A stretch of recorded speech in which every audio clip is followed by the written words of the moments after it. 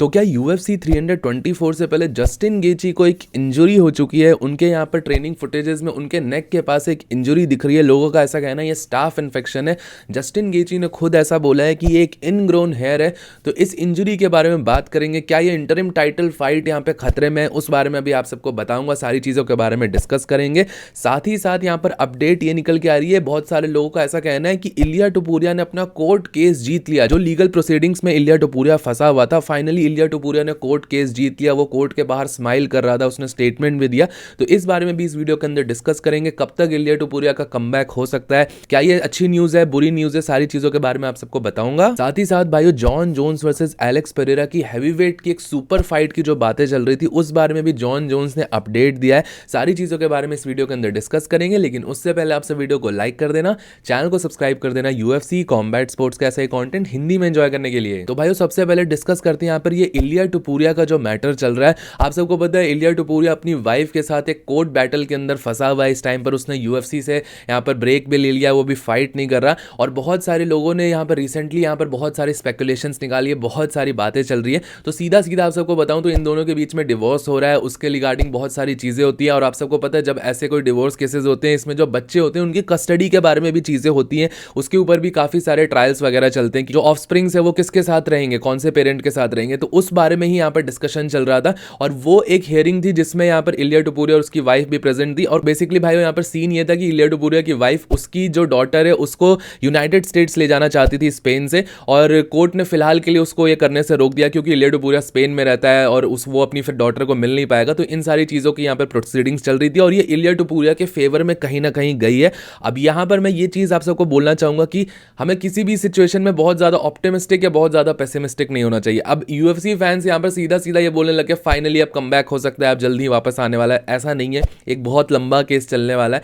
इसकी आप सीधा सीधा समझ सकते हो, फर्स्ट हियरिंग हुई है, फर्स्ट हियरिंग में थोड़ा बहुत इलिया टुपुरिया के फेवर में गया है। वो कोर्ट के बाहर आके भी उसने यही बोला कि आई एम नॉट स्ट्रेस्ड, वो बहुत ज़्यादा अपने फैमिली सब पे फोकस करना चाहता है फिलहाल के लिए। तो UFC कमबैक अभी के हिसाब से आप सब दूर दूर तक ये सारी चीज़ें नहीं एक्सपेक्ट कर सकते हो फिलहाल के लिए। हार्श रियलिटी यही है कि ये कोर्ट केस कम से कम 4, 5 या 6 महीने तो चलेगा ही चलेगा। उसके बाद ही यहाँ पर कुछ सब्सटैंशियल कहा जा सकता है इलिया टुपुरिया के कमबैक के रिगार्डिंग। और रिसेंटली भाइयों डेना वाइट ने भी एक बहुत इंपॉर्टेंट स्टेटमेंट दिया था UFC 324 के टाइटल फाइट के रिगार्डिंग, जो इंटरिम टाइटल फाइट हो रही है Justin Gaethje versus Paddy Pimblett. Dana White ने क्लियरली यहाँ पर ये चीज नहीं बोली। डेना वाइट ने यहाँ पे एक बहुत सबलिमिनल तरीके से यहाँ पर बोला कि हाँ, जो इसका फाइटर का विनर होगा, जो इंटरिम टाइटल फाइट का विनर होगा जस्टिन गेची या पैडी पिमलेट, वो यहाँ पर इलिया टुपुरिया से फाइट करेगा। लोग यहाँ पर वो फाइट देखना चाहते हैं। इन फाइट के विनर, ये जो फाइट का विनर होगा उसका बहुत बड़े टाइटल इंप्लीकेशंस होंगे।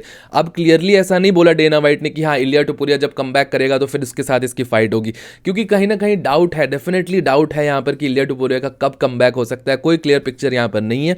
तो ये सारी अपडेट्स यहाँ पे निकल के आ रही है।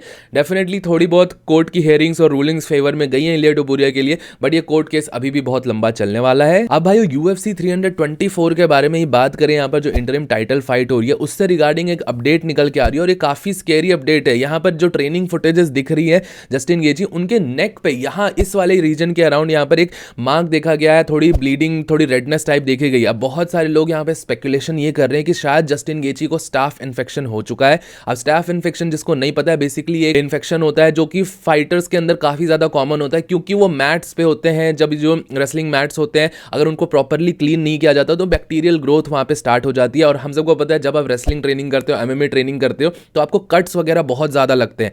तो जब ये कट्स यहाँ पर उन बैक्टीरिया के कॉन्टैक्ट में आते हैं तो एक बहुत खतरनाक इन्फेक्शन होता है। और यूजुअली अगर इसको ट्रीट ना किया जाए तो बहुत ज्यादा सीरियस भी हो जाते हैं फाइटर्स। हमने लास्ट ईयर देखा था, डस्टिन पोरियर हॉस्पिटलाइज हो गया था स्टाफ इन्फेक्शन के कारण। काफी सारे एंटीबायोटिक्स चलाने पड़ते हैं।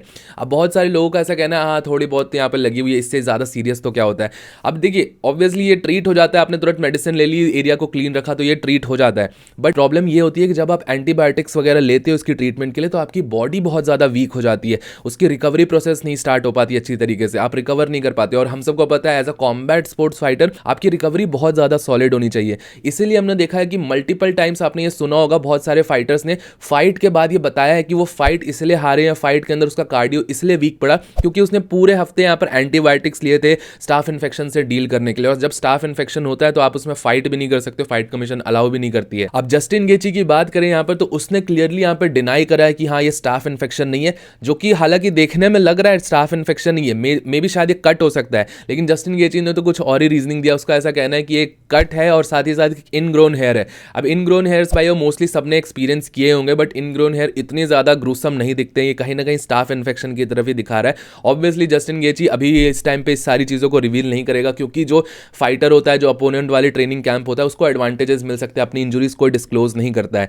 तो ये अगर स्टाफ इन्फेक्शन है तो ये बहुत बड़ा इशू है यहाँ पर जस्टिन गेची के लिए। और भाई रियलिटी यहाँ पर यही है कि जब आपको स्टाफ इन्फेक्शन हो जाता है तो आपको एंटीबायोटिक्स लेते हो, और एंटीबायोटिक्स के कारण आपकी बॉडी की रिकवरी डाउन होती है, और फिर फाइटर्स यूजुअली अच्छा परफॉर्म नहीं कर पाते हैं। तो डेफिनेटली ये सारी चीजें यहाँ पर प्रॉब्लम्स फेस करने को मिलेगी अगर ये स्टाफ इन्फेक्शन है जस्टिन गेची को। तो बाकी भाइयों, आप यहाँ पे जो फुटेजेस देख रहे हो, इमेजेस देख रहे हो, आपके हिसाब से क्या लगता है, क्या ये स्टाफ इन्फेक्शन है, सही में इनग्रोन हेयर है, या कोई नॉर्मल ऐसा कट या ब्रूज लग गया है यहाँ पर जस्टिन गेची को? जो भी आपका ओपिनियन होगा मुझे नीचे कमेंट सेक्शन में जरूर बताइएगा। अब बात करते हैं यहाँ पर एक बहुत बड़ी फाइट जो कि 2026 में हम सबको एक्सपेक्टेड थी। वो थी Jon Jones versus Alex Pereira की हैवीवेट डिवीजन में एक सुपर फाइट। सबने यहाँ पर बातें करी थी कि व्हाइट हाउस कार्ड में ये फाइट बनानी चाहिए, Jon Jones versus Alex Pereira की ये फाइट होनी चाहिए। इस बारे में एक बहुत ही ज्यादा सैडनिंग अपडेट खुद जॉन जोन्स ने दी है, और उसका ऐसा कहना है कि यहाँ पर डेना व्हाइट ने आउटराइट मना कर दिया है इस फाइट के लिए। वो फिलहाल के लिए इंटरेस्टेड नहीं है हैवीवेट डिवीजन में एलेक्स पेरेरा को भेजने के लिए, और Jon Jones versus Alex Pereira की फाइट उनके हिसाब से तो नहीं हो पाएगी इस टाइम पर। अब देखिए, I don't know why, but मुझे ऐसा लगता है कि डेना व्हाइट मेरे ओपिनियन में जॉन जोन्स से बहुत ज्यादा नाराज है। स्पेशली इसलिए नाराज है क्योंकि उसने वो टॉम एस्पिनाल वाली फाइट नहीं ली, एक साल तक डिवीजन को होल्ड अप करके रखा और फिर फाइट भी नहीं करी। तो ये सारी चीजों के कारण डेना व्हाइट इस टाइम पर जॉन जोन्स से नाराज है, वो उसको उस तरीके से पुश नहीं कर रहा।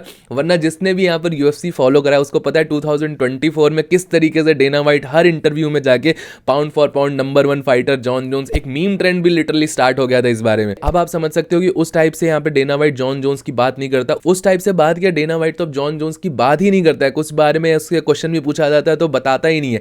पहले के टाइम पे तो एक लंबा लेक्चर यहाँ पे स्टार्ट हो जाता था जॉन जोन्स का नाम लेते ही। तो भाइयों, क्लियरली यहाँ पर यूएफसी बहुत ज्यादा अपसेट है जॉन जोन्स से, स्पेशली उसने जिस तरीके से बिहेव करा है अपने यूएफसी टाइटल रेन के टाइम पे।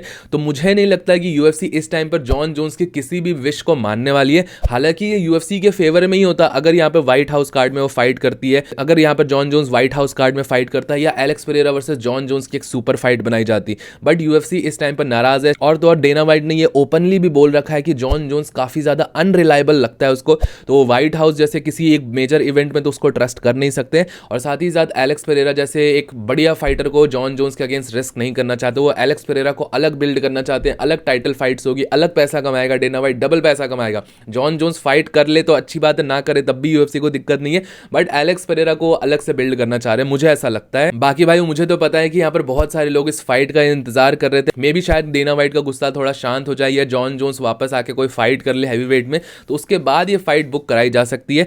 लेट्स होप कि ये फाइट बन जाए। एक बहुत बड़ी सुपर फाइट है, अपने जनरेशनल फाइटर्स है दोनों, और इनकी फाइट होगी तो बहुत ज्यादा मजा आएगा। आपका इस बारे में क्या सोचना है मुझे नीचे कमेंट सेक्शन में जरूर बताइएगा। बाकी भाइयों, इसके अलावा भी थोड़ी बहुत अपडेट्स यहाँ पर यही थी। जॉन जोन्स ने यहाँ पर ये बताया कि डैनियल कॉर्मियर के साथ उसने वो पूरा शो फिल्म करा जो एएलएफ ग्लोबल का रियलिटी शो था, जो कि टीयूएफ जैसा ही शो है, रशियन वर्जन में आता है। तो उसने डैनियल कॉर्मियर के अगेंस्ट वो चीज सारी शूट करी। अब दोनों आर्च राइवल्स है। जॉन जोन्स ने स्टेटमेंट दिया कि डैनियल कॉर्मियर रियल में एक अच्छा इंसान नहीं है, उसने शो के अंदर भी बहुत सारी प्रॉब्लम्स क्रिएट करी, अपने साथ में जो लोगों को लेके आया था, यस मैन लेके आया था, और अपने साथ वाले लोगों को भी बहुत सारी चीजें सुनाता है, बहुत सारी चीजें बोलता है। वो कैमरा पे बेसिकली जितना अच्छा बनता है डैनियल कॉर्मियर, वो रियल में उतना अच्छा नहीं है। और तो और जॉन जोन्स ने यहाँ पर यह भी बोला कि डैनियल कॉर्मियर से उसने यहाँ पर फ्रेंडशिप का हाथ बहुत बार इन पास्ट यहाँ पे बढ़ाया और उससे फ्रेंडशिप करना चाहा है। बट डैनियल कॉर्मियर जब जॉन जोन्स के बारे में बुरा बोलता है या उसका एनिमी की तरह देखा जाता है, तो उसके कैरियर में उसको खुद बेनिफिट्स मिलती है, उसको लाइमलाइट या पॉपुलैरिटी मिलती है। ऐसा यहाँ पर जॉन जोन्स का कहना है। फ्रेंड्स बनने में यहाँ पे डैनियल कॉर्मियर का फायदा नहीं है,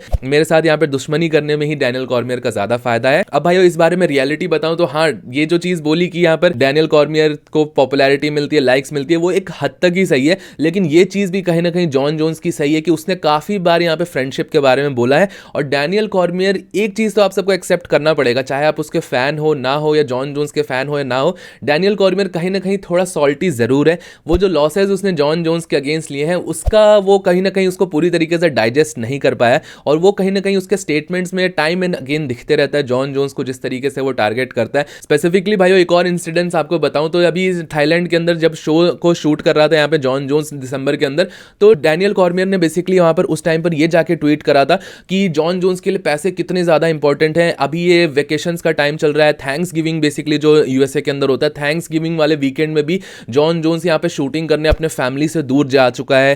थैंक्स गिविंग वाले टाइम पे भी अपने फैमिली के साथ नहीं है, शूटिंग करने के लिए, पैसे कमाने के लिए दूर गया हुआ है। और भाई हमने देखा रिसेंटली कि जब अच्छे खासे पैसे ऑफर किए गए तो डैनियल कॉर्मियर ने खुद भी यहाँ पर उस डील को एक्सेप्ट कर लिया, जॉन जोन्स के अगेंस्ट कोचिंग करने के लिए अग्री कर लिया। और ये डैनियल कॉर्मियर वही बंदा है, ये शो स्टार्ट होने से पहले उसने ये बोला था कि चाहे कितने भी पैसे हो जाए मुझे ये सारी हेडेक लेनी ही नहीं है, मैं कभी जॉन जोन्स के अगेंस्ट यहाँ पर कोच बनूंगा ही नहीं, यहाँ से ऐसे रियलिटी टीवी शो को ज्वाइन करूंगा ही नहीं, ऐसा कहना था डैनियल कॉर्मियर का। तो ये चीज तो कहीं ना कहीं है कि डैनियल कॉर्मियर ने काफी सारे अपने स्टैंसेस चेंज किए हैं, कभी जॉन जोन्स के फेवर में बोल देता है, कभी उसके अगेंस्ट में बोल देता है अपने कन्वीनियंस के हिसाब से। बाकी भाई हमें क्या करना है, ये दोनों आपस में लड़े, एक अच्छा शो निकल के आए तो हमें और ज्यादा मजा आएगा। आप सबका इस बारे में क्या सोचना है मुझे नीचे कमेंट सेक्शन में जरूर बताइएगा। टिल देन वीडियो पसंद आया होगा तो प्लीज वीडियो को लाइक, चैनल को सब्सक्राइब कर दीजिएगा। मिलता हूं आप सबको नेक्स्ट वीडियो में अगले अपडेट के साथ।